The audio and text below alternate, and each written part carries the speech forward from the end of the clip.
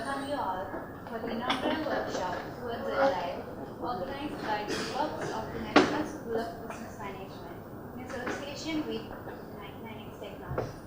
So on behalf of our academic staff and the students, I would like to welcome the team from 99X Technology.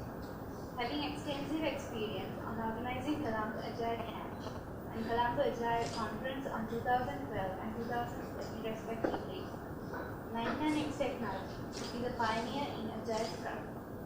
Then I sincerely welcome our course coordinator, Ms. Nalini Ekanatha, and our dearest lecturers, Ms. Manaja Virasi and Mr. Viraj Edisena, and my fellow students to this workshop. Without any further delays, I would like to invite the 99X Technology team to comment on the workshop. Thank you. Hope you will all enjoy this. Thank you for that wonderful introduction. Good morning, guys. Good morning. Awesome. So, how are you doing today? Very good. Thumbs up. Let us see some thumbs up. All right. Yeah, that's the spirit. So, yeah, as you know, we are from 99X Technology, and yeah, we are here to do this workshop on towards Agile. We are very excited today because it's the first time we are at NSBM.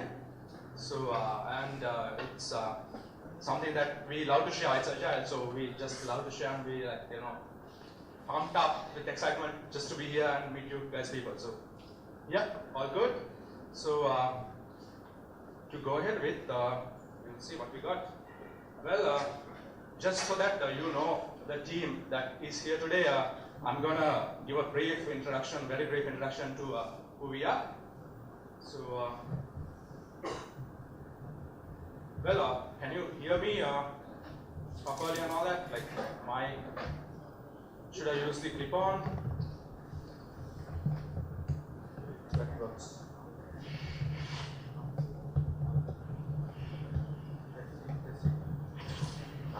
It's alright. So, yeah. We at 99X Technology is a software company who are into software product engineering for ISVs. So what is ISVs? I'm not sure if you have heard the term. ISV stands for Independent Software Vendors. Independent software vendors are the people or the companies who create and sell software for their own customers. Someone like corporates, or it could be end consumers like you and me in general public. So these ISVs, they have brilliant ideas that they want to turn into software solutions. So what they do is they come to us with their brilliant ideas, and we help them create their software products into real software products that people can use. That's how we fit in, and where we operate is in the Scandinavian region. Yeah, that's pretty much about the business side of it. So the interesting technology part, we are working on Microsoft Stack.NET. Well, if you ask me what is 99X Technology, the best answer that I would like to give is it's simply a great place to work. That's what we feel, because yes, we have been rated as one of the great places to work in Sri Lanka by Great Place to Work Registry.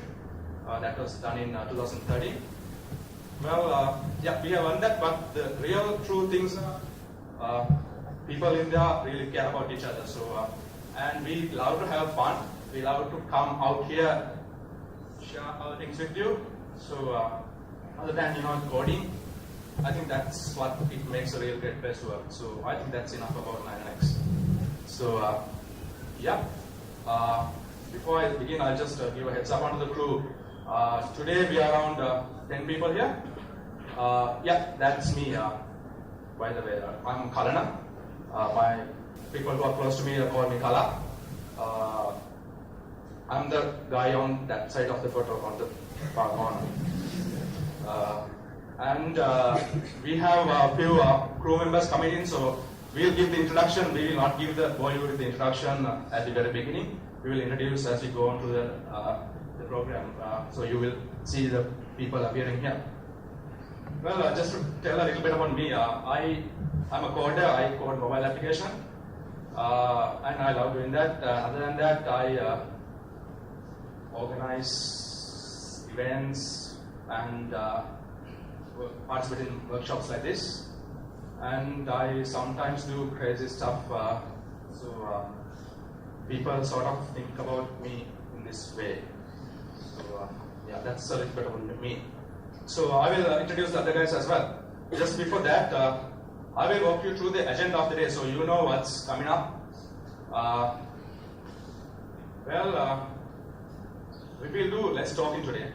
So the first session will be a very small session about it's sort of towards Agile, like setting you the basics where you need to go. Just to get an idea, have you guys worked with Agile? Alright, let's do this. Can you all give me a thumbs up? Please. Just, yeah, thumbs up. Everyone. Alright. If you have, hold it there. If you have used with Agile, if you have ever worked or learned Agile, you are allowed to put your thumbs up down. Alright, awesome. I think we should go. Most of them knows Agile. Alright, so yeah. So we'll touch the very initial stuff where we're getting into Agile. That will be the very first session. And then we will jump into the activity 1, which is a seriously fun session. That's why we want the groups formed and all that. So don't worry, we'll look into that. And then we'll have a small talk about, some feedback. We'll do a small talk about activity that we would just do. And good news, we'll be getting a break, 20 minutes. And then we'll do a small talk again. And fun activity again. So it's most about activities. I mean, we hate talking. When I was in uni, I was in the very back row. I hated, listening to lectures. And then the summary. And of course, we'll have some Q&A, but I'm not sure even we'll have it because we have some. Does this mic sound okay to you? Alright. We have some house rules. Basically, we want you to be comfortable today, really comfortable. So, this will be a very casual activity, not a big deal. We are just learning Agile, right? So, really want you to be comfortable. And are you guys comfortable right now? Like aircon and everything is all good, right? So we just want you to work with us, collaborate with us, and try to learn. And of course, we would really want you to ask questions. Just when I'm or anyone talking here, just raise your hand or just shout. Ask a question then and there. No worries. We really want you to do that. And we will have some goodies with us which we'd like to share.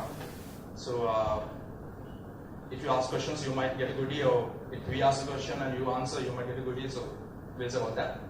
And yeah, we will have few of our guys among you at all the times. So what we would like to do is, if you have a question, you can just point at one of the guys among you and ask questions if you are not willing to shout at the stage. So yeah, that's basically the intro for the today's session. So we'll get started. First I'll give a few more introductions to the guys. Samudra, that's the guy over there. He's going to be the one who's doing the next session. So basically, Samudra is a software architect at 9X. He's a very techy guy, and he loves guiding the rest of us to try out new technologies and basically inspire us with technology stuff. So he's a really good guy there. And when he don't do any of that, he loves cricket. Mainly watches cricket. So that's how it goes. And the next guy I want to introduce is, I don't have to introduce this guy, it's Nagar. You might know him. They don't know you, okay. So He's from your sister university. Yeah. All right. Yeah, he's from a school of management. So he's helping us with everything we do at 99X. So he's that guy. Really helpful. Works with all the interns plus everyone. He keeps the bond between everyone. So he's a really good guy, and he's a brilliant speaker. And sometimes we kind of hate it when it goes like for like 1 hour. And yeah, that's now captured by the way. Then the next person is Shalindra. She's sitting right here. Yeah, she's a software engineer at 99X. She's active in almost all the events that we do. So that's why she's here as well. Like she helps with anything you like her to do with when it comes to events, openings, same stuff. And she has so much energy, and that's mainly because she drinks so much of Coca-Cola, and she's very passionate about it. So I think that's enough about introductions for the moment. So we'll just try to jump in. You have seen this guy, right? He's Felix Baumgartner, I think. Yeah, he's Felix. So basically, he jumped out of 40 kilometers from space, and he reached somewhere around speeds. The speed's like 1.25 times into the speed of sound. So that must be a really crazy experience. So what we think is we'd like to ask you to experience the same today. How do you, somebody? Good morning. Okay, that's why technology always does work. So yeah. Okay.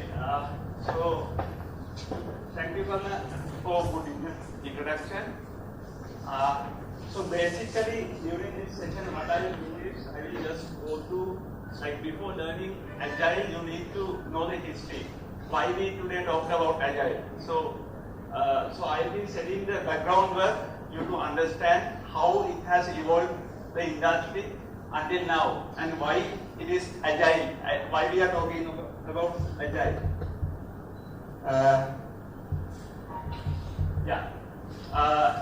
First, you need to understand the context, the enterprise, what we are working in. Like usually when it comes to a university degree, usually we think software industry is all about programming, right? So what you need to understand, there's a large ecosystem. So basically if I start, so software is not about writing code. It's about a total ecosystem.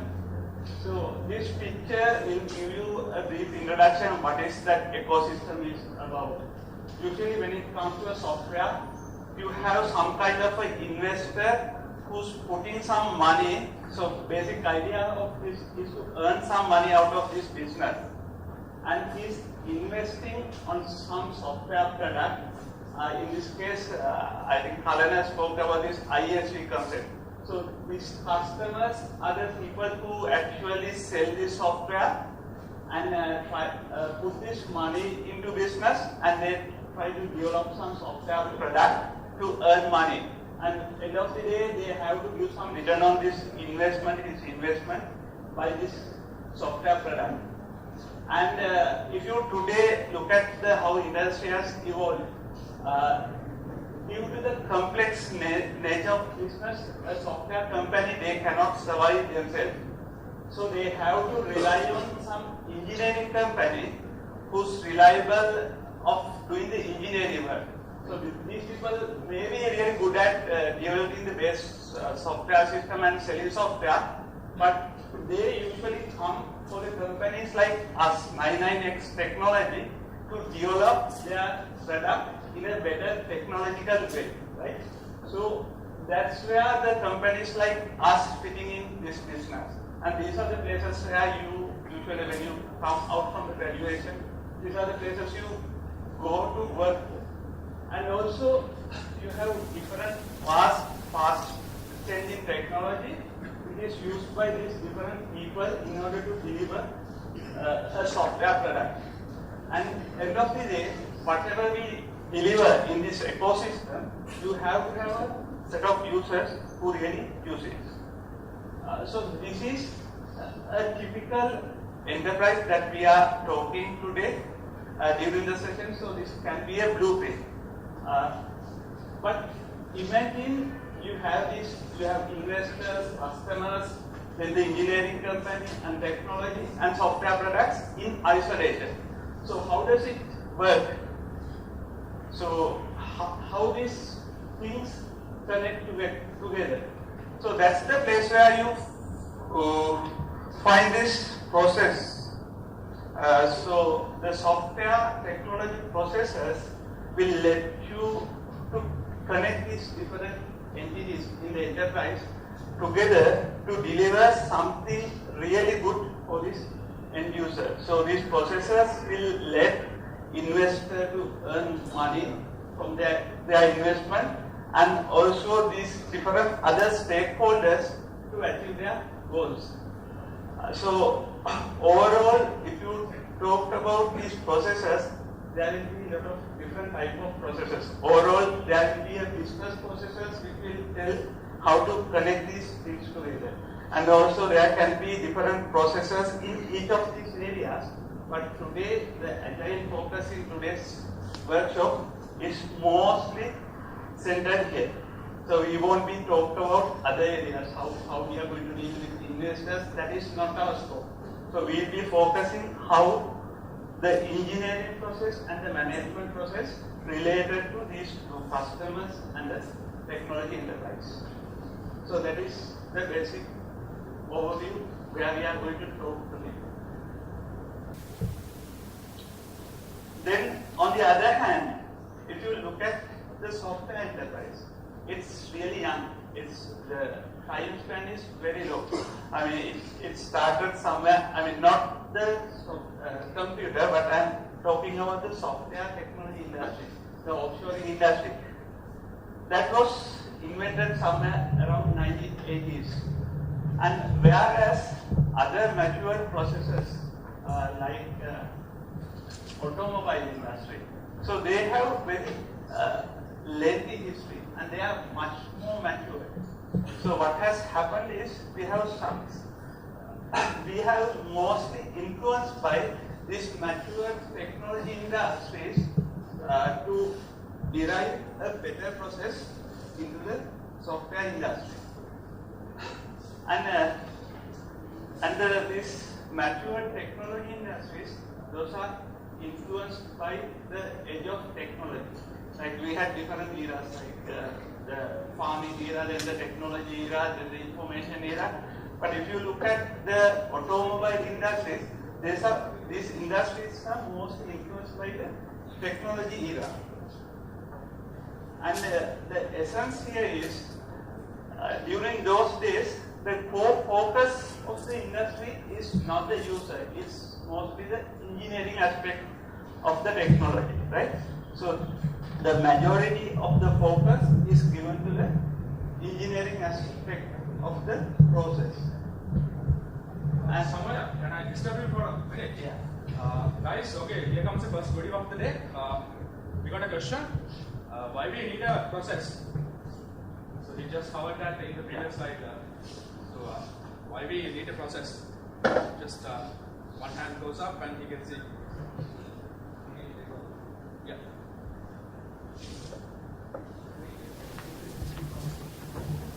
Yeah. I think.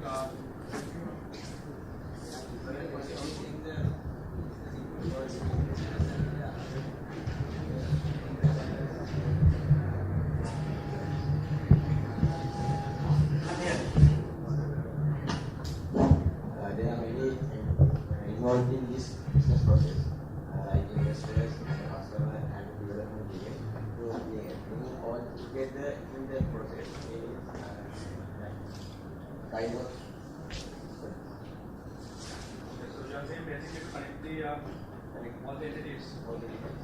Does that sound right? Okay.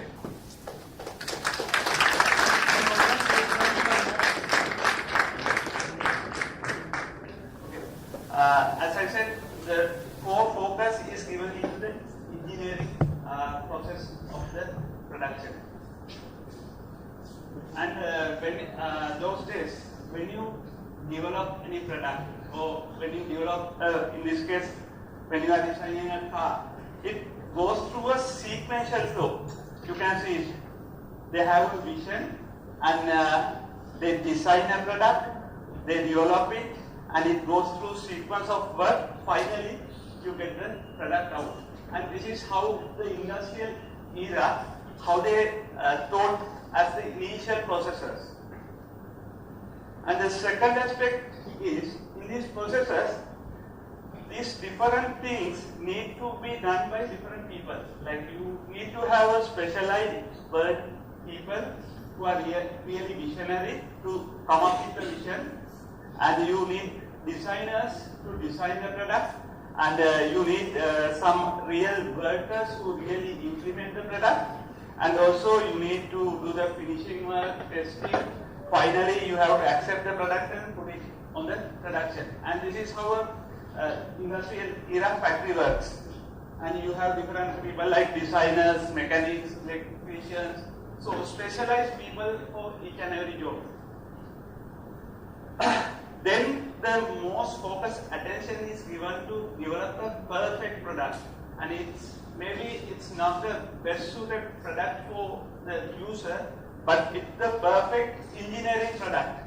So if you just compare this with today's perfect engineering product, you won't get the picture.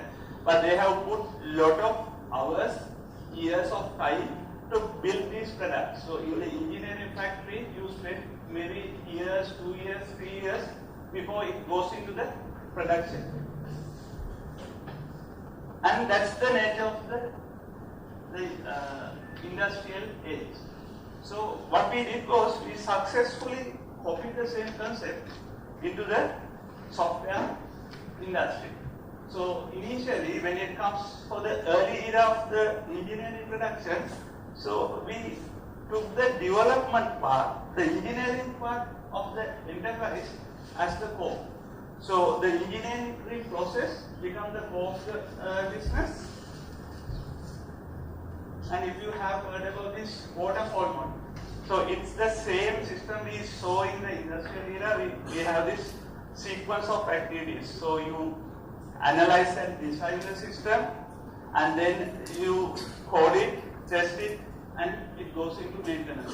It's a flow of sequence, right? So this is what we copied from the automobile industry.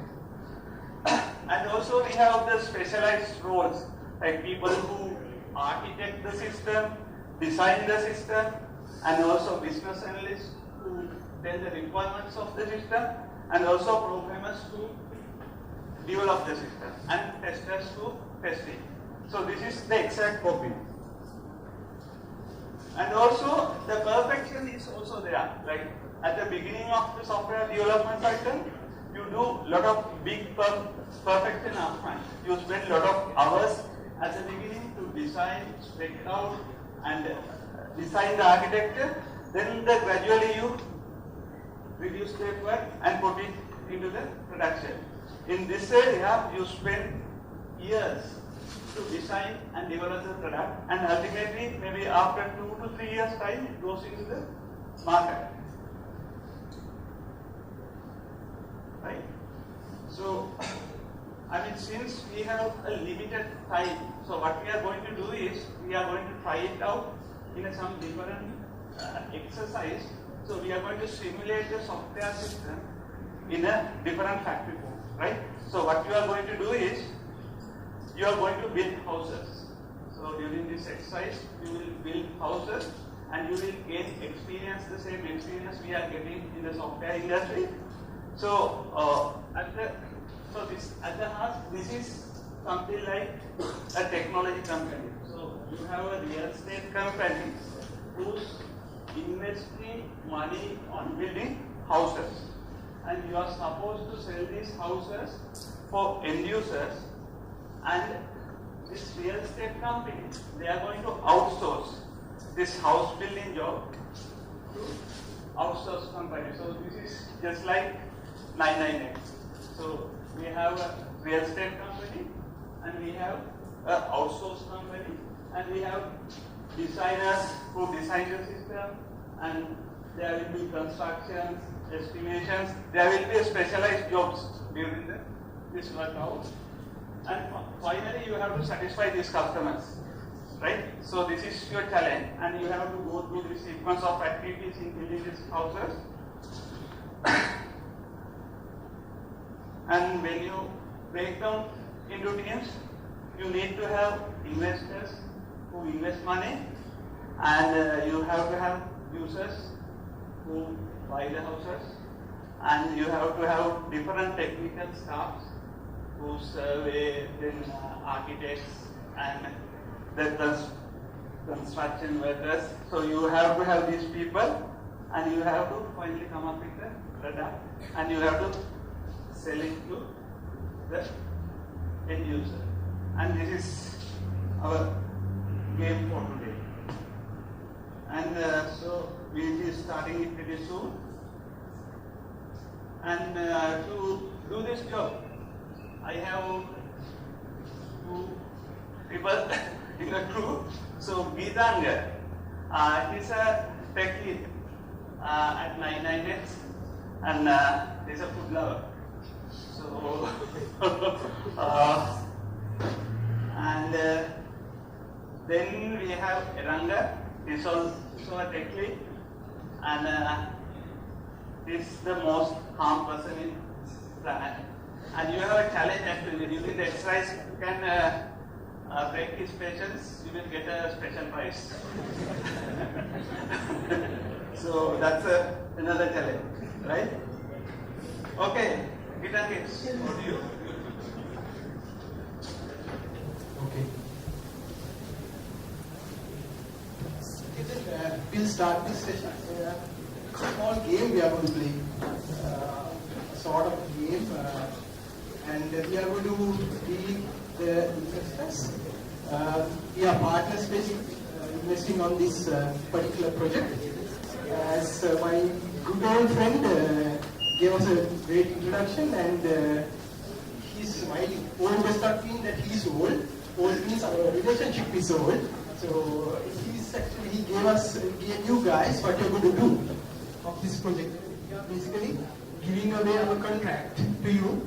So honestly, I feel so happy when you see these energetic faces, because I'm pretty sure we are going to get this job done very well. So are you guys ready for this? Is yes or no does not matter. I need an answer. Are you guys ready for it? Yes. Very good, very good. Then let's start. Yeah. I think you can hear me, right? Yeah. I think first of all we need to get into groups. I think you are pre-assigned with the group number or something. If you can move into your respective places and into groups quickly, then we can start. We need to share these things. As Eranga mentioned, he and me are investing a lot of money on this project. So we have our complete faith on you guys that you will complete this project in time and help us earn some money. So let's get into the practical session.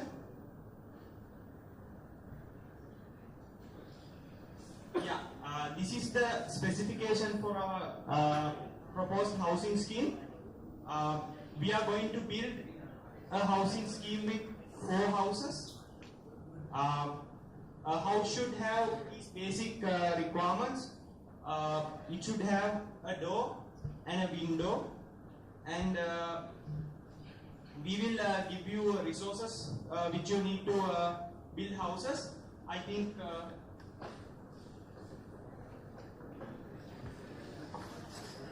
you're going to build these houses with these A4 sheets, and we will give you the necessary tools as well.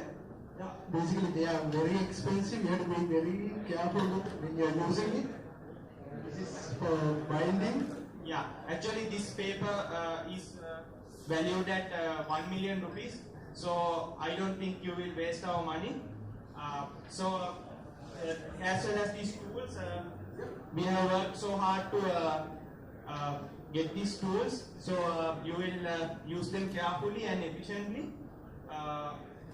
First thing you need to do is you have to come up with some roles within your teams. So those are the basic rules. And there is another constraint as well. In our world, actually, 1 minute equals to 1 month in real world. So we will give you 18 minutes, that is equal to 1.5 years. So during this time, you will have to come up with our housing scheme so we can sell it and earn some money. First of all, I want you to get into your positions as architects and stuff. Then architect should come up with a minimum design. We will distribute you the tools and papers. So the architect should come up with a design, as in like how you cut the paper in the most efficient manner. So shall we get the papers and stuff distributed? Attention of everybody.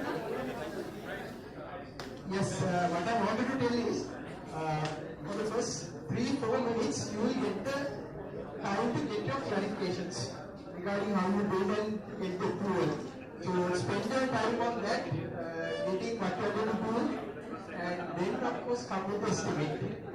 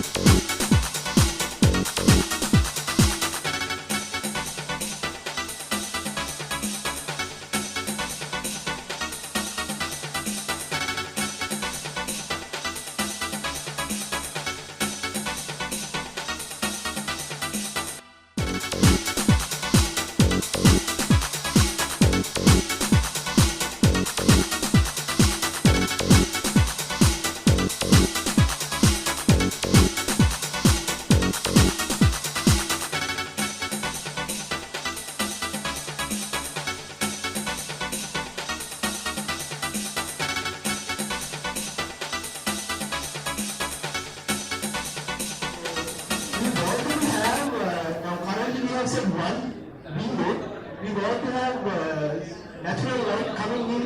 So if you want to have another window, is it possible now? Yeah, can we have another window in your house? Because during all this time, the trend has changed a little bit. Now we have moved from 1 window to 2 window model. We need another more window in your houses, please. Otherwise, we won't be able to sell it. Okay, we have come to the end of our project timeline. Our managers have already fired us from our company because of you guys. So, can we have the attention, please? Guys, stop. Can we stop building houses and turn to this side, please? Guys, Everybody please. yeah, it's no use right now. We just got fired from our company. All thanks to you guys because you took a lot of time and you didn't come up with anything.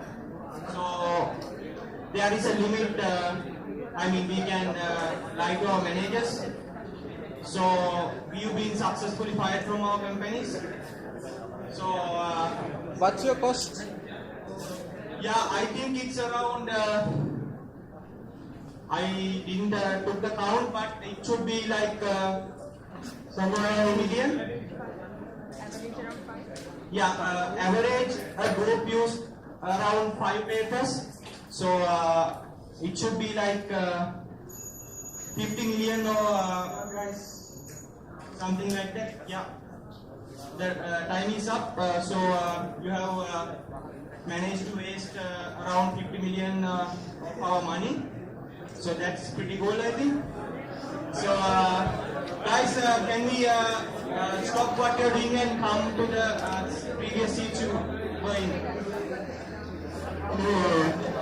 Actually, right now, I think you should be laughing or talking to each other, because you have already wasted a lot of money of mine and Eranga's. So how do you feel? You feel bad and you are smiling. Okay, that's good. I think that concludes our first practical session. I think we have a special person who's going to take over from here.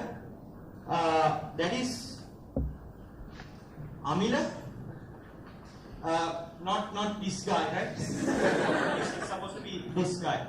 Yeah, he's associate technical architect from our company.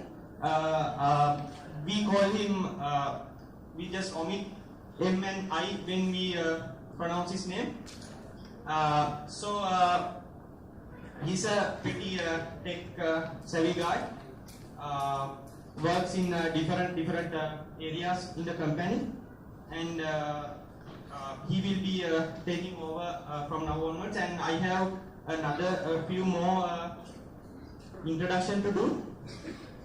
Now this is Shenika, this girl who sits right here with the phone, and she's called Sheni normally. Apart from helping people, she's actually in the HR department. She's the one of 2 people who's in the HR. Apart from helping people in everywhere, every time, and so apart from doing those things, she spends a lot of time in salon. Yeah, and we have next Anura. We call him Anuraya usually. He's the Kako Papa in our office. The guy who's with the guitar always. But from one hand he holds the laptop, from the other hand he holds the guitar. So he's that guy, and he's the one who's behind this whole university relationship team. And I think he's doing a pretty good job there. He's the one who's made possible to have this session here. So I think it's time to hand over to Amila. He will start with his presentation. Okay, guys, thank you very much for your participation. And for the next session, if we learn somebody, we'll come back. Otherwise, somebody else will take over. Thanks. Yeah, thank you very much, guys.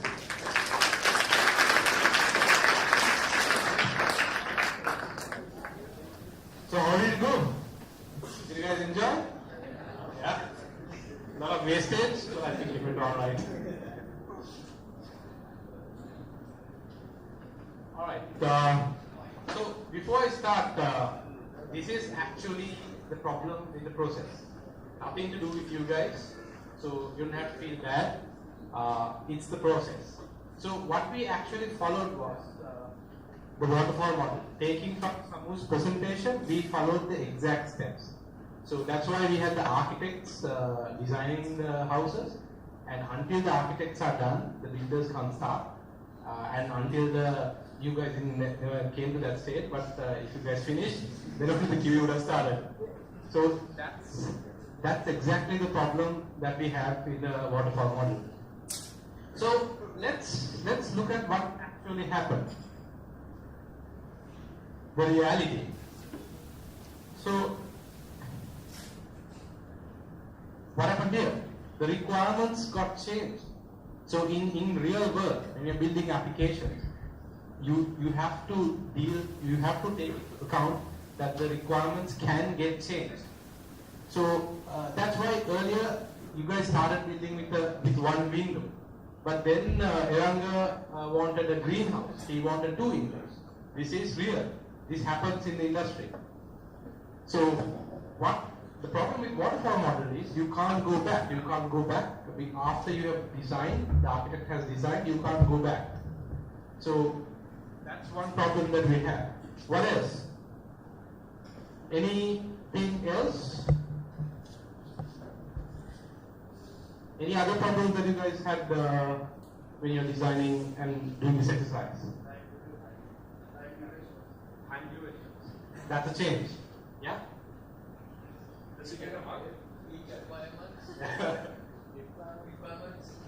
Yes, requirements change.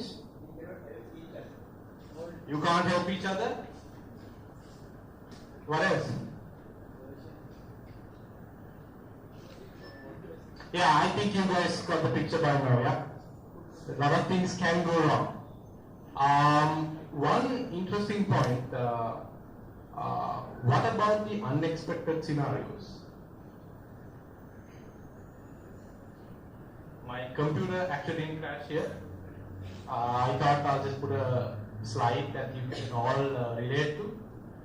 You know, things can go wrong. The recession may strike. You are building a house for 9 months, and then the house trends can get changed. This is real. This is exactly what happens in the industry. I mean, for example, just think that you know if you run a bank, if you can't imagine a bank system without any ATM card facility right now, or even internet banking right now. But that's not the case like 6 months ago, in 1960s. People haven't even heard of those things. So trends change, unexpected things happen, so you have to account those things. Miscommunication. Did you guys have this? Yeah? I saw some people yelling. You know, the architect says one thing. Well, let's start with the customer. Customer changes his mind. He doesn't know what he wants. First he says he wants one window. Then only when he looks at the house, he says he wants to go green and he wants 2 windows. So there is miscommunication all around. And also among the team members. Because we play specific roles. Architect designs the system, he lays it down on a piece of paper. Well, I think most of you guys cheated, but if you guys haven't, you are only supposed to look at that paper and get the requirements, the design understood. If you don't understand the design, then you have a problem. And actually, if you came to the end of the session, in our exercise, that even after 1.5 years, right, the customer did not see a house, right? So basically he spends 50 million rupees and he hasn't seen a house. What happens at the end? I mean, what happens? You guys actually manage to build a house, and at the end, that's not what he wants. Yeah? So problems. Then I think this is a big problem. I'm sure all of you guys have these assumptions. Well, one thing was when we were doing the exercise, I went around and asked people how they are building the roof. So most of the people assume that it's going to be a slanted roof of some sort. Some people went for an expensive design, sort of a 2-way slant from the middle. And some people went for a cheaper design, 1-way slant. And actually one group, they were thought of a roof also. So they were expected that. But the point here is that you're designing the roof based on an assumption. Your customer never told you about the roof. He might have wanted a flat roof. But if you went for a slanted roof, you would have spent money, more money, on an assumption that you guys thought of. So, at the end of the day, after building the house, you might have spent money on something that the customer never wanted. So, these actually are the problems in the industry, in the waterfalling, if you follow the waterfall method. So, I prepared this slide knowing that you guys might fail. But let's look at some of the problems that you guys face. We went with a big design upfront. So architects designed the system until the architect was finished. No one else could have started. So we basically designed something based on the knowledge we had at the initial phase. And we went for a big design at the beginning. Decision making, I think a lot of you guys complained about this as well. This actually was not a team effort. We didn't design, and basically the decision making happened at, it was not a team decision. So the architects designed the system, QAs thought it was good or bad, but it was not a unified decision. And because of this, it was not only, the changes were not immediate. I mean, if there was a problem with the design at a later stage, the architect had to come and intervene. And then what the real problems, not even the customer knew the real problems, like the recession hitting and the requirement itself, a number of windows to use, and so on. Well, the cost is a concern. Of course, if cost was not a concern, we could have used so many people, and we could have used so many sheets, then it was not a problem. So it is a concern. I mean, that's, in real world, it's a concern. Finally, when you look at the market trend, when you start building a new product from the beginning, you can't predict the outcome of that product until the real customer, the real end user uses the product. So some products work, some products fail, but if you go with the big design at the very beginning, you are basically designing a system, knowing that without knowing how the end users will use it. Some features will never be used. Some of the features which will actually be used will not be there. Are you guys with me? Up here? Did you guys have these problems? Raise your hands. Did you guys experience any of these problems? Did you guys have a miscommunication problem? Yeah?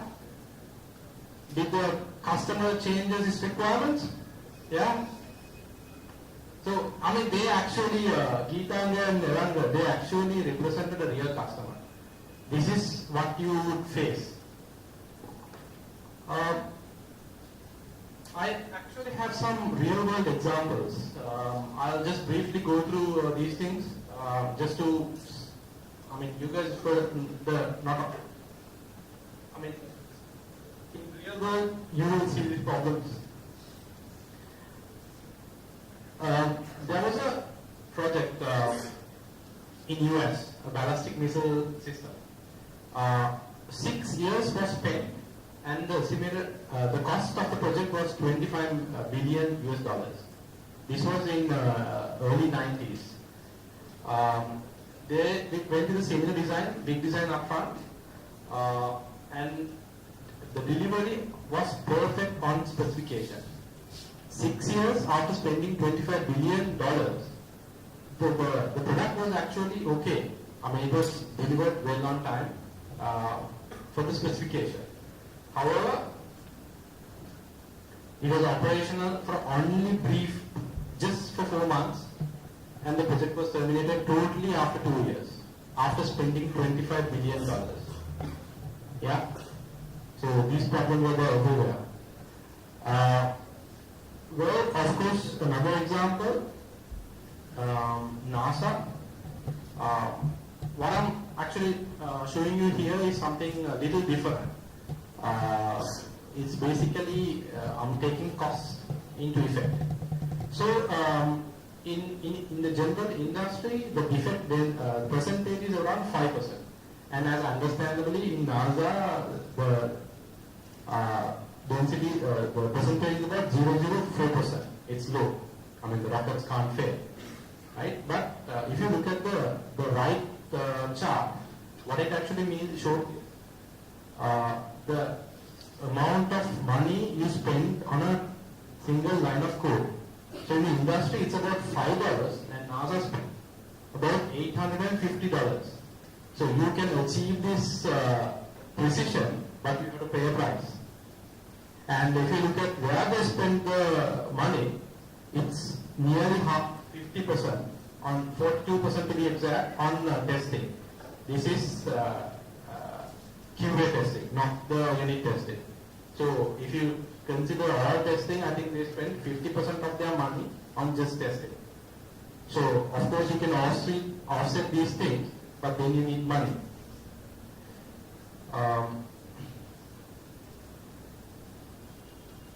So what about it now? I mean, this waterfall was a process which was there for nearly 20 years. I mean, is our industry really in chaos? I got some stats here from Chaos Report. Just to get an idea, typically 48% of the requirements were dropped, and 43% of the projects had some kind of overruns, budget, cost, or some kind of overruns. And 64%, that's only 2/3 of the features were actually used. So you design a system and only 2/3 will be actually used. 1/3 of your features will never be used by the customers. 35%, that's about 1/3, projects were well delivered, meaning delivered and the customer was very happy about it. And 1/3, 31%, was cancelled altogether. So this is a problem. But let's revisit this model. I mean, where is the problem? Right. I mean, do you guys have a clue now? I mean, this is the waterfall model that Samu talked about. We have the requirements phase, and that's the requirements gathering phase. Then the design phase. After the design, implementation, verification, that was a QA, and then the maintenance part. That's the end. I mean, basically running the application. This is the waterfall model, and this is what you practice right now. Do you guys see a problem here? Yeah? And the person who answered that, get a mark.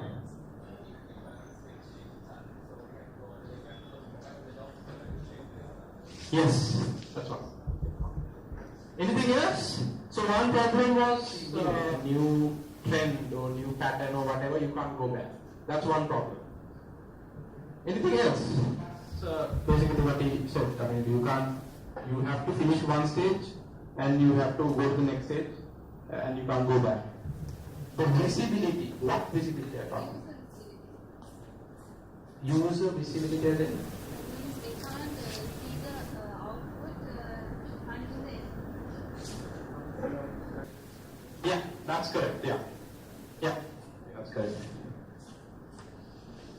You have to wait until one person finishes the project to take over the other part. Yes, that's an important point. So, if you generalize that point, we have a team problem. So, people are assigned specific roles, and basically, an architect has to do his job for the builders to start, and the builders are building, the architect is idle.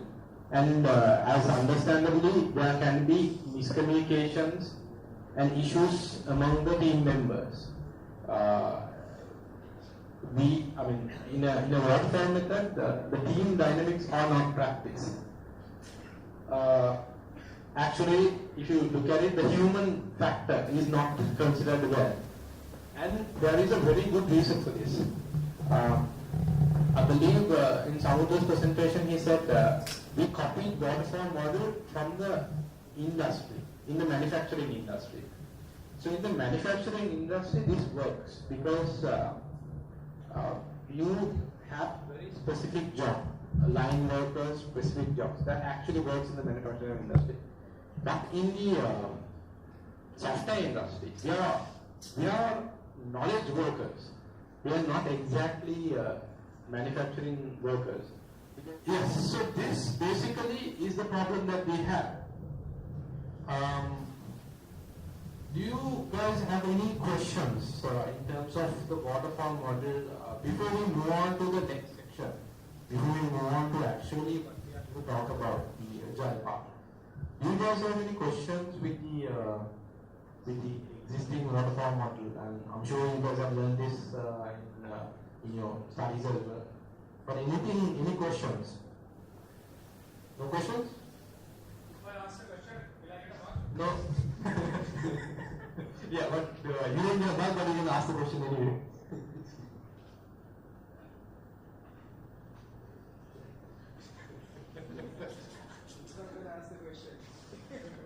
Okay, it may be that you understood everything or you understood nothing. Oh, you have a question? Yes. And based on that's true on the other house, is there a monitoring method? What you asked was, can you use the waterfall on one house? If you're building 4 houses, you use the waterfall on one house, you finish that, and then you move on to the second house. Is that correct?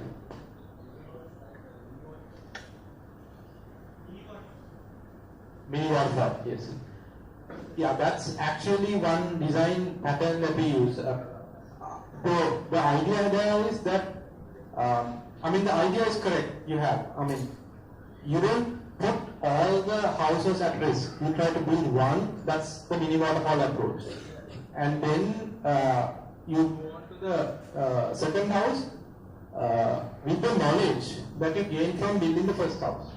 That's correct. That's coming towards agile. That's in the right direction. But it's not exactly agile, but even in the mini waterfall, we have these stages. So, yes, so what you're actually talking about is something in between waterfall and agile.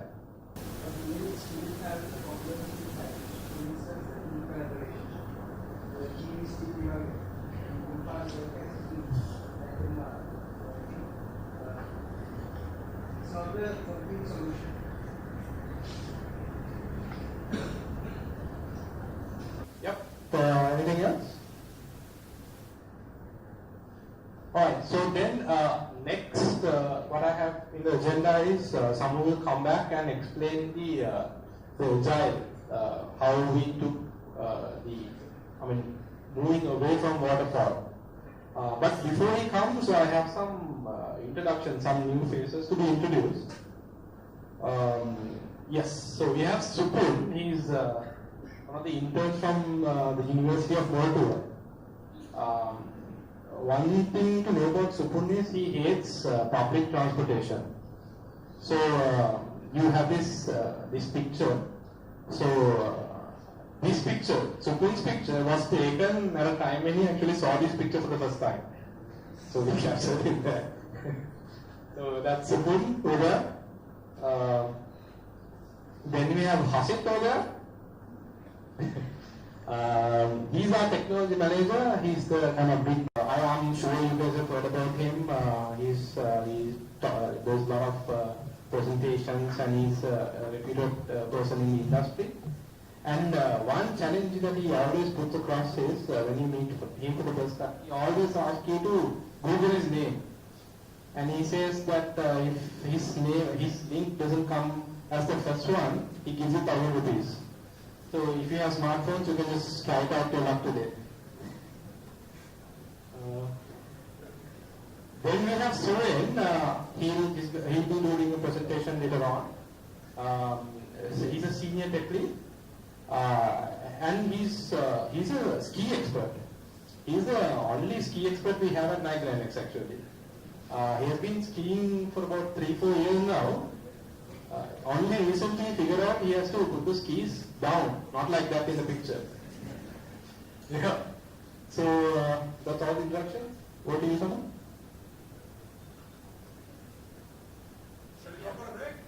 Okay, guys, do you want to go for a break? There will be another theory session and practical after that. What do you say? Shall we go for a break now? Yeah? So it's 11:05. We'll have a 20-minute break. Okay.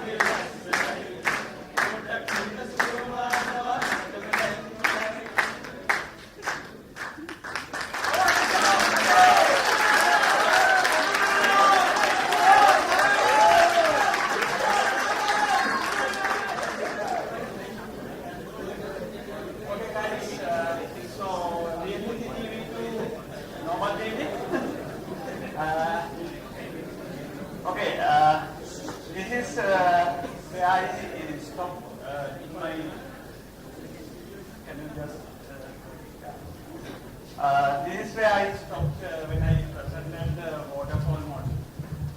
So I spoke about at that time the center of gravity, basically the center of business is the factory or the engineering core, right? So and you realize like now from your assignments and you realize even though you spend a lot of time on designing a product and planning and doing fine-tuning on the engineering aspects. So finally, what was the result? So any explanation? So you are going to win some subject. Any explanation? What has happened?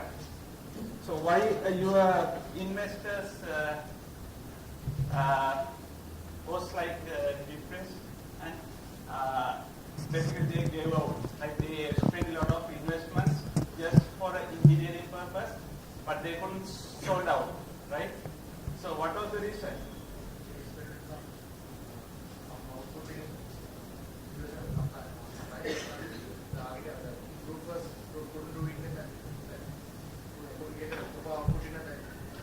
So limited period of time, and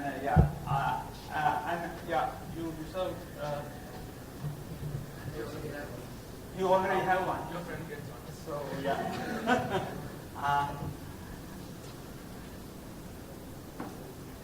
So how does this relate to software industry? Like if you look at what you have done is the engineering. The focus was on engineering, basically writing the software product from the design and get the requirement. And you had a lot of trouble in converting these requirements. I mean, throughout I saw that even people are not even listening. Like when as soon as you get a requirement, so you start working on it, but you are basically not listening to a customer. And there were a lot of chaos that happened in this engineering process. And even if you follow a proper waterfall model, you won't go through this chaos actually. It is more predicted. What you observed is not even the real waterfall because you are having very less experience and you didn't follow through a real waterfall model, but it became a chaos. But in the reality, you will get a real product out here, but the problem is, here you spend a lot of time on the engineering process. Even maybe 1 or 2 years you spending time on developing a good engineering product, but finally, by the time it reaches to the market, it is too late. Like people, at that time, people want something different. Their product, 2 years, no one is going to wait for an engineering product to come out to the market, and by the time you get the products into market, their requirement is different. So this approach doesn't work anymore, right? This is good for the past business, but not good for the modern business. And also, you need to understand there are a lot of other people, like not only the engineering staff, there are a lot of other people, the customers, then the support, then the sales and marketing, and the management, then the finance. There are a lot of other aspects which relate to the same product. Just only focusing on the engineering aspect, there's no move forward, right?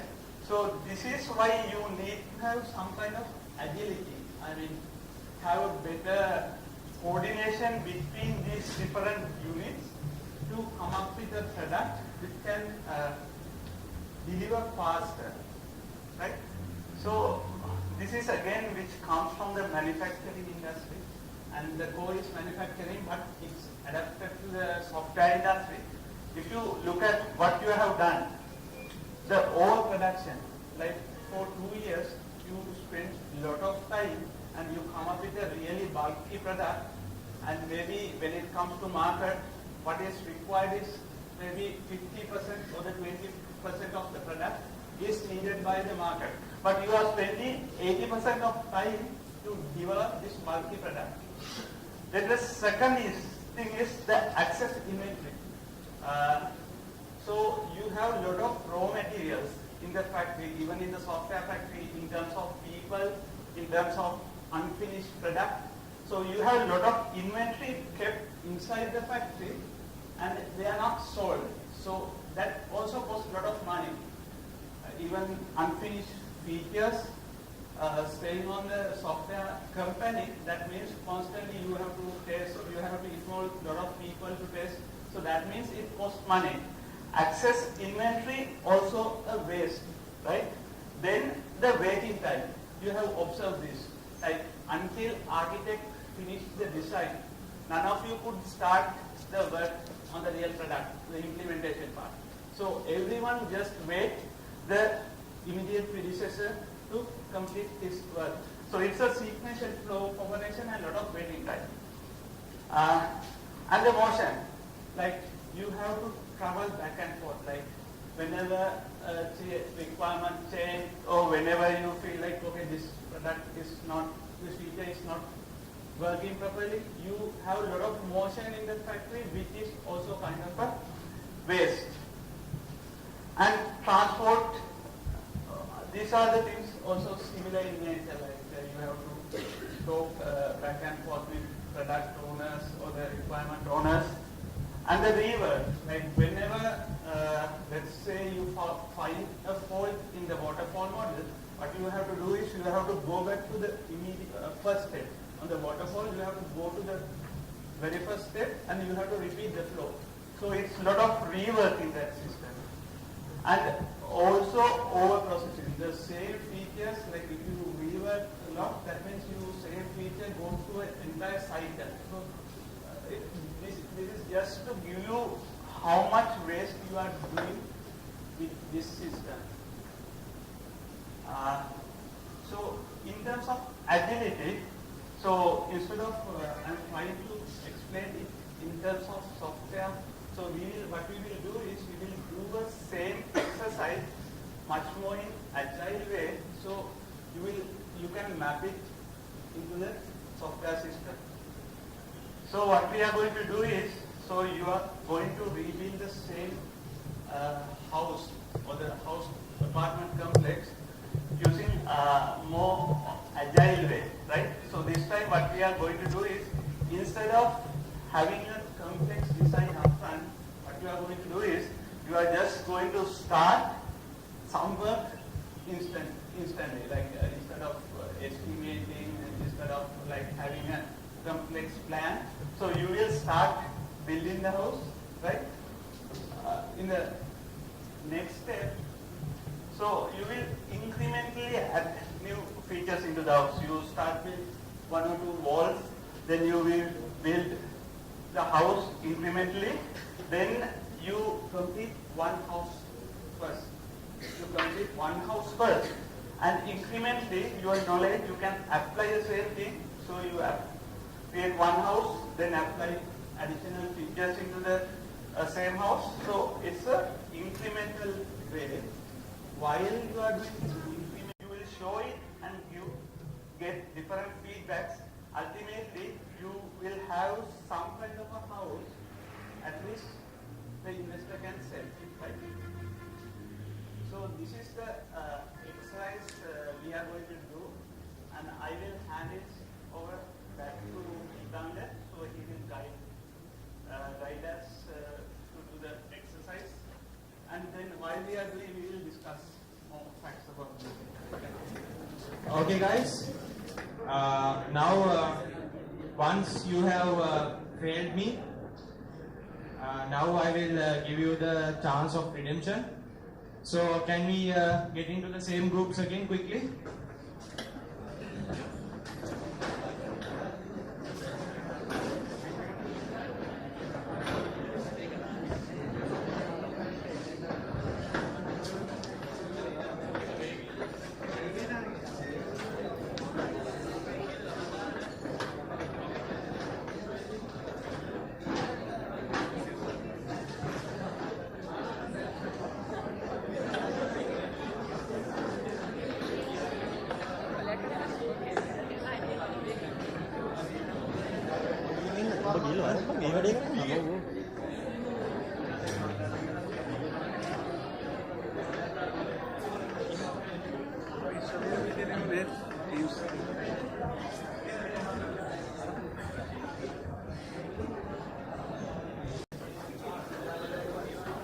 Shall we then go into the practical session?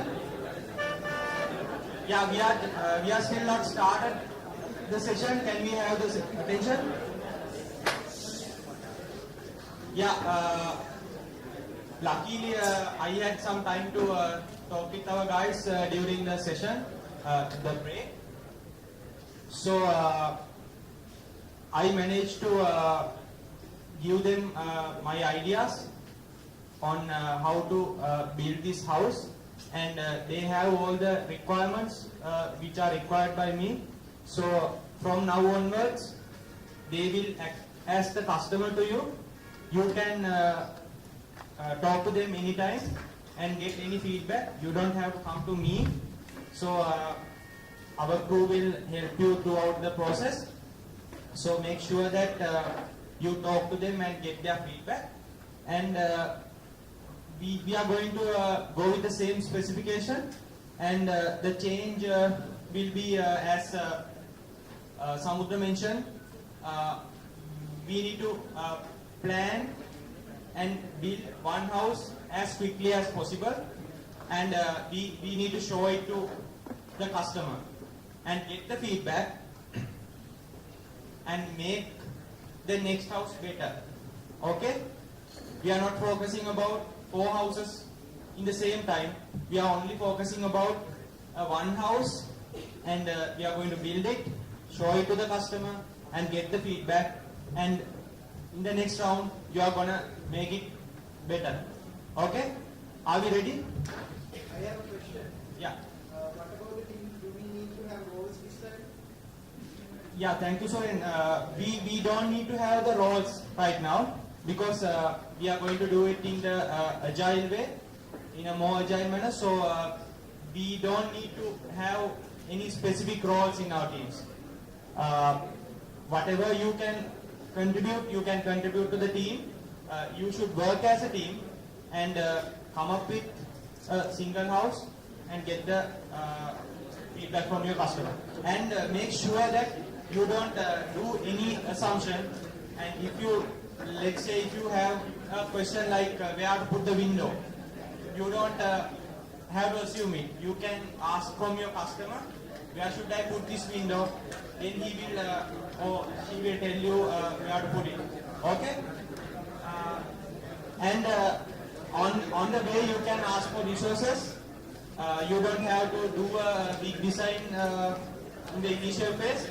As you move along, you can ask for more resources. Yeah, shall we start it, guys?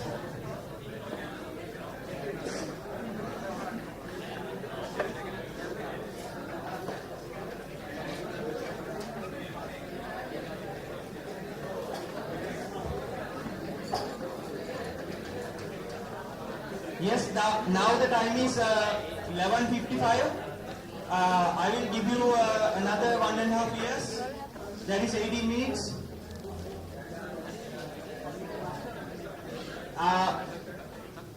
Kalana, can you look after the team as well?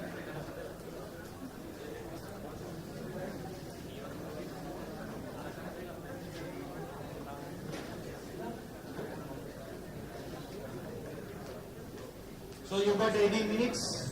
Let's start building houses.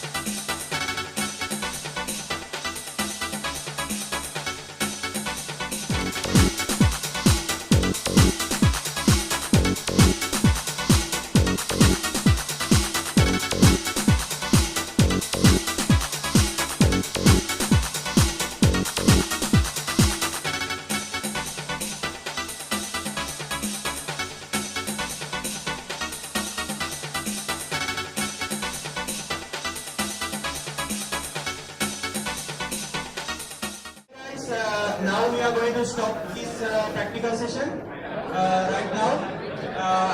I think most of your teams have succeeded building in one house.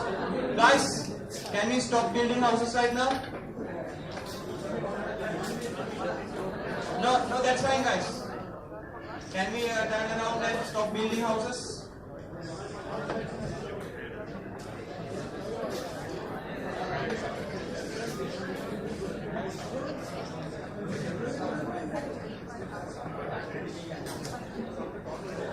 Now guys, you have to listen to your customer, okay? Guys, stop now. Because I'm the one who's paying you. So we are going to give you marks, and the people who are still building the houses will not get any marks. So if you see anybody touching the paper from this point of view, they will be excluded from the competition. Done? Everybody? Okay, there's a team who is still touching. Guys, you'll be taken out from the competition. Now, it's not about a competition, right? We are not interested in your houses and all. You're going to take it back to our office and sell it or something like that, right? This is more or less a learning. Geetanga, who will be in the brief, or should I do the brief or Suren?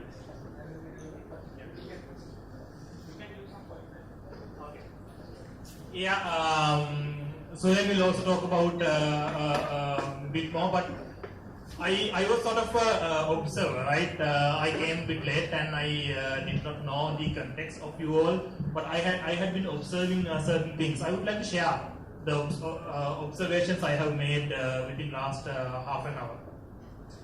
One thing, what do you think about the team size of Agile project? How did you get to know the average size of Agile project? What? 9 maximum? Did they say maximum? Yeah. It's maximum 9, right? Why do you think it's maximum 9? It sounds a bit odd, right? When you hear about organizations with thousands of employees and we are coming and saying, if you want to do a project right, the team size should be 9. Why? How many people? For example, you have in your team 1, 2, 3, 4, 5, 6, 7, 8, right? How many people are actually building the house? 2? No? Less than that. Less than that? More than that? Okay. But my observation wasn't that. Whenever I went around, I told your productivity is less than 10% because only 1 or 2 were working. And that is the reality in software engineering. This is very simple task, right? To build a house with paper is very simple compared to a real world project you would be getting. So breaking down tasks should be simple in this case, but it was not. So that is why in Agile we say don't have large teams. One point. You get it, right? You understand why? Because it's difficult to manage. And then one other cool thing I have observed about in Agile, you were told that the team should self-organize. What do you mean by self-organizing? I'm actually going to test my own guys to see if they have actually taught you the correct things in the proper way. Can someone tell me what do you mean by self-organized teams? No?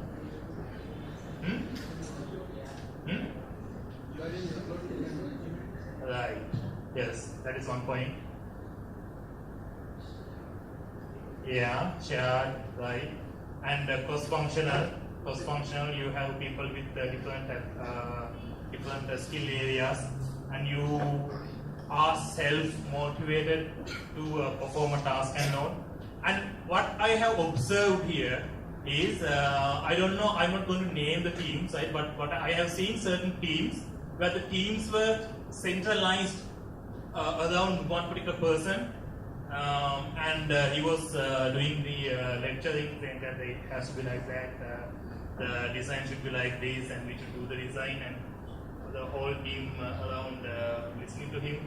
And that team didn't do well, or those teams did not do well, because in Agile, what actually makes a team strong is a collective ownership, collective knowledge. So don't depend on one person to come and do the project management for you, right? You need to be self-organized, and you should see if you don't have a CISR, and if the CISR is just waiting on the desk, you can just take it and start doing something which is related. Like I have seen that team, not that your team did great in all the aspects, but in one aspect, that is they actually created a well for their house, right? Because somebody realized that okay, I don't have anything else to do, right? And there's not much of scissors and pencils available. Why don't I create a well for that house? And that was a value addition that you could have done. And project managers, of course, slow down as well. They will, you will have a central place where orders are flowing out, and everybody is waiting until that order is given for you to proceed. And good question asked from that team about the mistakes you would be doing if you don't do the design upfront. Of course, you will make mistakes, right? If you don't do the design upfront. But even if you do the design upfront, you will still make mistakes.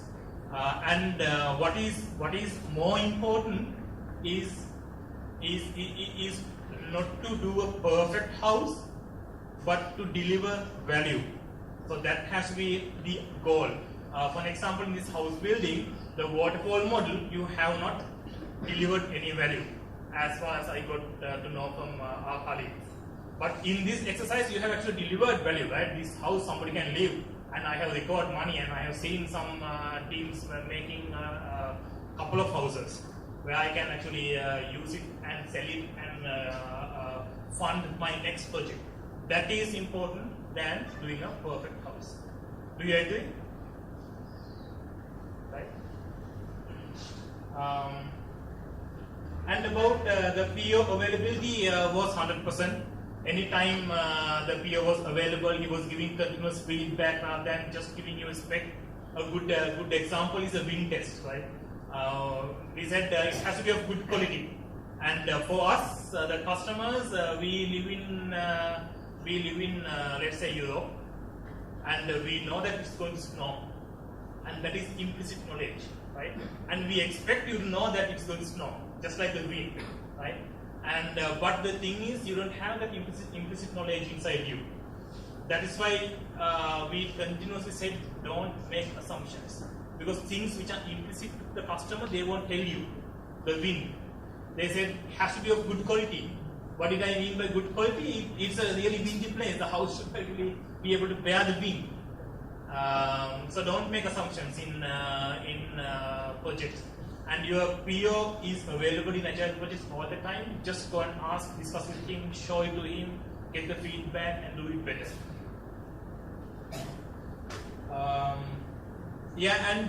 You are actually able to take in changes as you go on. For example, I have seen Geetanga saying, my competitor, it seems like he is doing a house with 2 doors. Yeah, this house is fine, but next house I need 2 doors. So he was able to respond to the changes in the marketplace. He was able to look at the marketplace and say, the competition is doing that, and I need to change my next house when I build. But if it was big design upfront, where you design all 4 houses upfront and cut the pieces or material upfront and then start building it, you would not be able to respond, like the ballistic missile case. And also one thing also quite interesting is to know that Scrum is not a silver bullet, right? You following Scrum doesn't really mean that you're going to succeed. It might be better in most of the cases. It might be better in most of the cases, but it does not guarantee that you will succeed. If you make your wrong design, if you make your design wrong, there's no way you will get it right. If you have people who are incompetent, there's no way you are going to succeed in your project. I have seen some teams who did over-engineering of their design. They were designing for about 12 minutes, that is more than half the time, and then the design was overly complex and you try to build it and it didn't work out. But there were some teams who just got criticized right. For example, that team, how many houses you have? 4. Amazing. And they have delivered very well. They have not. One thing I noted is they started very, very early. The moment we said go ahead, they start cutting papers and doing something, and they hit the first house, and then went to the second house. That was amazing. So Scrum is not a silver bullet, right? If you get your technology wrong, if you get your team wrong, then you might not actually make it, regardless of what process you follow. Anything else, guys, as feedback? So anything else you would like to mention about that? Anything else guys observed, or anything else you observed? Did you feel better? Yeah. There was one question like can the person can become architect Good question. You actually don't need to become architects, all of you, in a Scrum team. Because when we say cross-functional, it doesn't mean that all of you should have all the knowledge of building the house. It is not cross-functional. When we say cross-functional, it means that you have a team with all the skills within the team. Maybe there's one guy who is a graphic designer and he has no knowledge about programming or even CSS or HTML, but still maybe he is the user experience enhancer of the product. Still valuable. So you don't need everybody to have all these skills, and you don't need 10 architects or 9 architects in your team. And if you have 9 architects, 90% of the time the project will fail because what is important is not actually the architect. What is important is the team delivery, right? Not the design itself, but the value you are delivering. That is what is important. Right, Samudra? Said that being perfect isn't everything. Why? Isn't that everything? Being perfect is everything. Excellent if you can be perfect. Excellent if you can be perfect. But the issue is if you try to be perfect and if you don't deliver any value, then it's a failure. Yes, feel free to challenge, right? That is how we learn. And Yeah, I think guys need to contain each person perfectly his own field or something. Like you said, perfect graphic design and perfect borders, something like that. why do you think like that? Because that way we can get a proper perfect output. Yes, of course. I mean, excellent, right? If you can get the perfect architect, perfect design, perfect code, but how can you find it? So the world is not perfect, right? And you will never find that. So I think the idea of Agile is not to deliver the perfect product, right? So you don't need perfect people. So the word perfect and Agile is not really aligning. That doesn't mean actually the product should not be perfect. It's like what you did. How many houses did you build the first time? Only one house. So you get very quick feedback about your imperfections because you have built something. But then the customer can sell that imperfect product and get some money. But if you waited for the single house to be perfect, you get nothing. So that's the idea. You progress iteratively.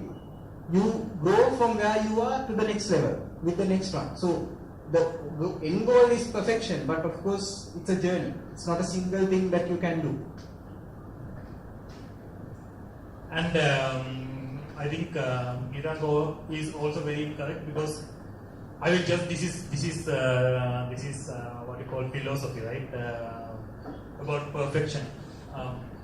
The perfection is not possible to achieve for this particular reason. In any problem context, there are unknowns, right? In unknowns, there are 2 categories. One is the known unknowns. For example, you know that I need to design this house, right? And I don't know what the design should be, but I know that I need to design that house. It's a known unknown. You know that you don't know it, right? But what is tricky in the world is you have a lot of unknown unknowns. Unknown unknowns are the ones you will not know today. You will only know it later because you don't know that even you don't know. Right? Did you get my point? Like one example, let's say you are building a house, right? You are building a house, and you don't even know that in 2 years' time, the Sri Lanka is going to be an earthquake zone. That you don't even know. It's an unknown unknown. So how can you respond to unknown unknown? Is only by being agile, right? You ensure that you. There are two ways we do any project. One is you try to predict the future. This is a sort of perfectionist mindset. You try to predict the future and do it. But since because of the unknown unknowns, you can't actually predict the future. But you can create something which is adaptable. Agile process is more adaptable. You can do the first house and then learn from it and look at the market dynamics and adapt into the second house. So in Agile, what we try to do is try to be adaptable as much as possible without trying to be predictive, right? Without predicting, try to be adaptive. Right? Any other question? Yes, sir. So people are generally, doesn't it cost like an everlasting process? Like Agile? Yeah, so because every day the guy will have something new to say, something wrong to say about, they are not like at any point of time be like fully satisfied, it's the best job. Doesn't that create a like an everlasting project? If you look at the team satisfaction, how do you think it would flow during a project? Team satisfaction. At the start of the project, how do you feel, right? Wow, new project, right? New technology, right? You feel so energetic, right? Your energy level at the start is there, right? And actually in that is a time that you get to see the customer and you get to see all these pictures of the PAs, architects and everybody. And the hype is so much, right? Management is so much focused about the project. In waterfall, right? And then in waterfall, what happens? You deliver after 2 years, right? You go right that for 2 years and deliver. And within that 2 years, you are given the specifications and everything, and you are put into a room, go and code this, and you don't hear any other voice from anybody else. So team satisfaction goes down after a while because it's the same set of documents you were given. You were given a huge document, right? And now you are able to improve it and do your project the same way, same technology, all known requirements, it goes down. And at the end of 2 years, the customer comes and says, "Where's my product?" And let's say you have somehow made the product, right, in some way, and that is a time period your productivity goes up again because now you need to deliver, right? There's a customer waiting for my product, and then your team satisfaction goes up. What Agile does is this. Agile says, don't create requirements everything upfront, but give it chunk by chunk. So you will in Agile you will actually have iterations like this. And every iteration is a new challenge because the requirements are something you have never heard of. You get to see the customer as well.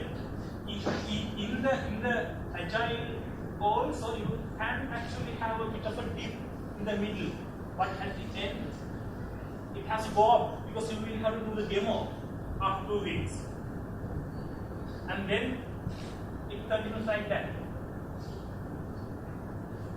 So if you measure the area, which is the total amount of productivity and total amount of satisfaction in Agile projects, you actually have a bit of satisfaction because you get to show that I have done this thing and get the feedback. Wow, amazing, well done guys, and every 2 weeks. So you get that energy back. You can counter argue now. It's your turn. Or do you think? It's like your parents behind you waiting for you to fall. Doesn't it kind of turn into a disadvantage because you know I'm going to screw up eventually, and there is somebody going to it's like small bits of 100 scoldings rather than one big scold. Yeah, I think, and generally in Agile, or at least maybe 99x, we do things differently, but every time at a demo, we hear the upload to the customer, right? They actually upload, right? We can hear it through the mic. Well done, guys, excellent.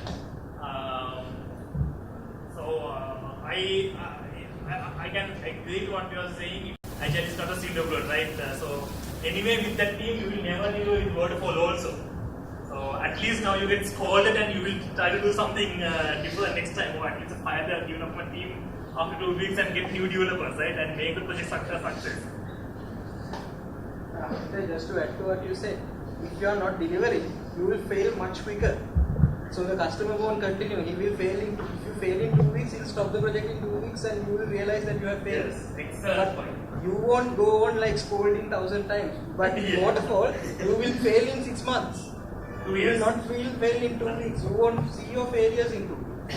So it's not if you are failing, it's a very quick fail. It's done. If you are succeeding, it's a journey. You get to celebrate every week. Okay, yes. This week also we Keep on failing very often, and then you will find the right direction for success. And on the same question, there's no option for the team to move it out from. We can't stay on the waterfall while market is requesting rapid features, right? So that part also people have to consider.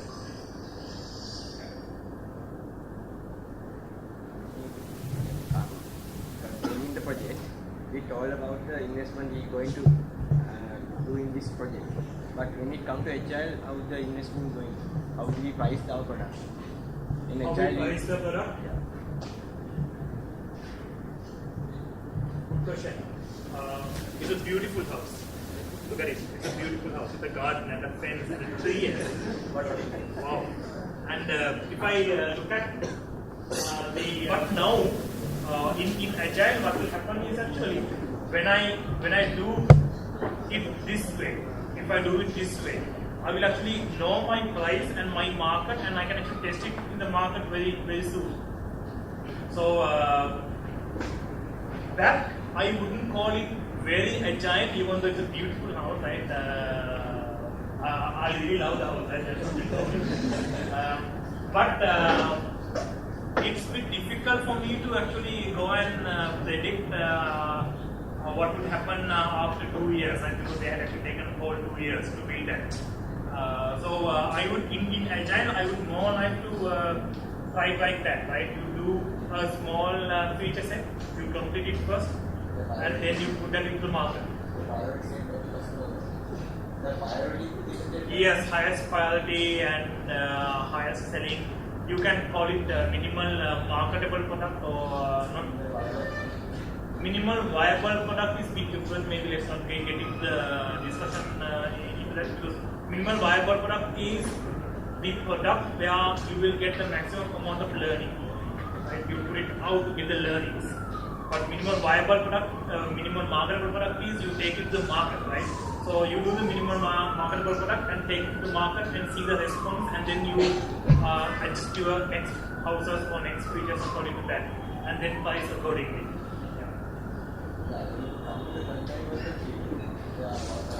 Predict the cost that will be going for that project, and what will be the market outcome, and how will be the company will survive. I think. Yes. Minimal marketable product, and the market will predict the price. The market will say that this is the price. I can get 1 million, and the company will get 50, I think, for development.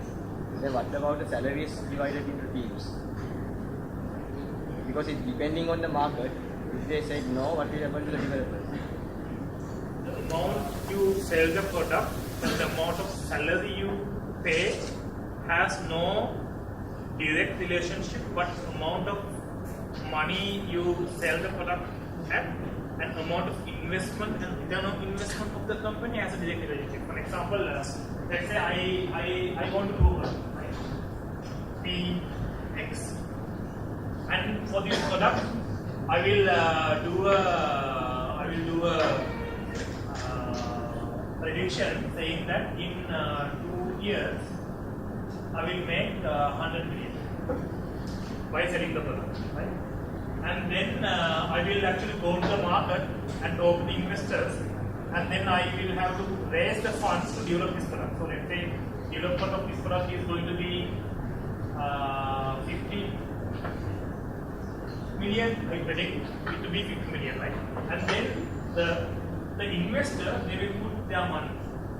Let's say we have two investors, 25 million, right? What is the expectation? At the end of 2 years, they are going to sell the company at 100 million. Let's say they are going to sell the company, and they will make each one will make another 25 million as a profit. Right? That is how the investors would look at it. And the employees, the salaries, is actually inside this 50 million. That is pre-calculated, right? If you, yeah. Yeah, you will know the cost. For that, you get the cost, your prices. And employees, they don't take the risk. The investors are the guys who are taking the risk, right? So for the employees, they are taking the risk. So they will actually get 100. If the salary is agreed as let's say 100,000 rupees, and that is what they are going to get. That salary is not affected by the profit they make and all, because they don't take the risk. The people who are taking the risk will actually get the benefit, return on investment. In terms of pricing, I think it still has to be priced same. You can do that. You don't have to wait like 5 years to do that. You can do that in 6 months. Okay, if there's no any other question, we are going to wrap up the session. Any other question? No? Good. Okay, what should I tell you? Nothing of actually, because I was not in the flow. Can someone help me, Geethan, to wrap up the session? Yes. Amila, thank you for volunteering. We had a Scrum process planned out. But I don't think we are going to do it now because I think the main concepts are there. I mean, you guys understand the main concepts. What do you guys think? Should we go into the Scrum process? No!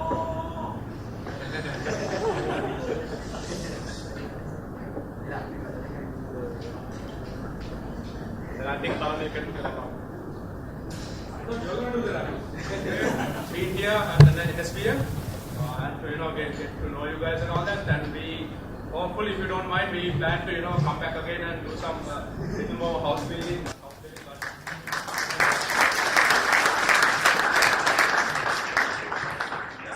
We plan to have more fun stuff going on with you guys. And if you have any comments or suggestions, please let us know. Easiest way would be to visit our Facebook page, and you would see some of the photos would already be there, so you can tag yourself up and laugh at each other's houses and all that.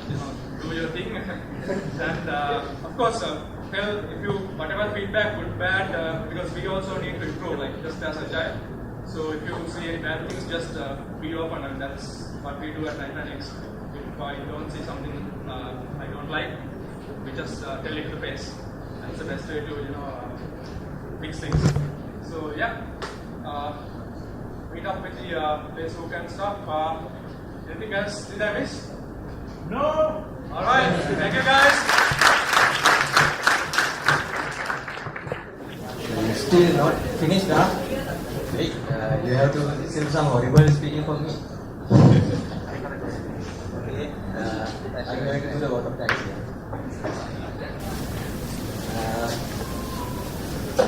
It has been 2 weeks, no?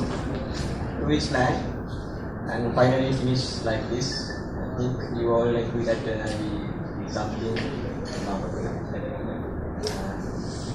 First, I want to thank NSBM for giving our freedom to organize these stuffs and workshops and everything, especially starting the Ratna and other lecturers for helping us. And I want to thank some people, especially with their names. Let's start from 1996. Anuraya. Yes. I want to thank him especially because he's the one who gets most burden from me. Actually, even he's at work, I call him. Even though he has dialogue mobile and I have mobile, he always calls me.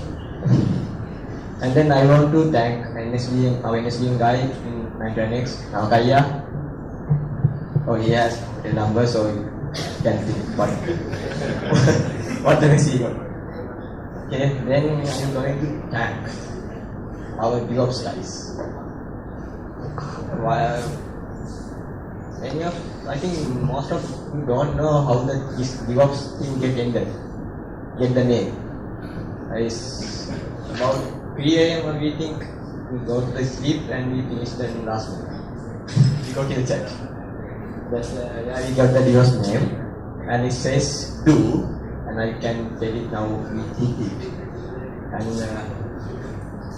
oh wait, I forget Hansitaya. I want to thank him as well because he's the one of best mentors I have ever met with. And he's good at JavaScript. If you guys want to get some information about JavaScript, feel free. And I want to thank Prankaya. He's not available now here. But he is doing best helping. I think he's in the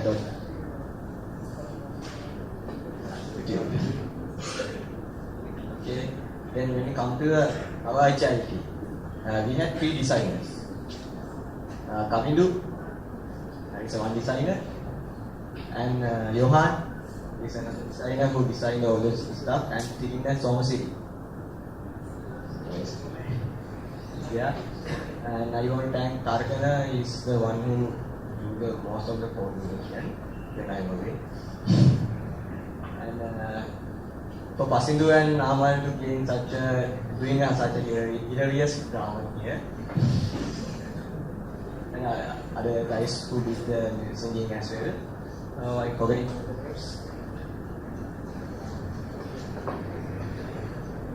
And Chamodan Nilanga, who wake up at 3 a.m. and give the description and all the article to submit the newspapers and all the things. Thank you. Forget the name for graphic design, there's Asik who did it. And we have some social media guys who do the whole corporation. Johan, Pasidul Lahiru, Umidu, who did the Google one.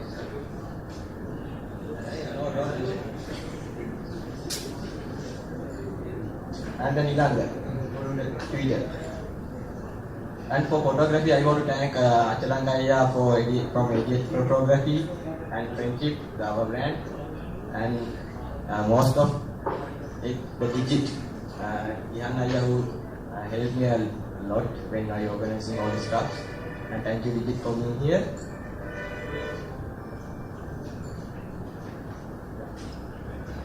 And now all of you for being here and that you have a trust that you will gain something in here.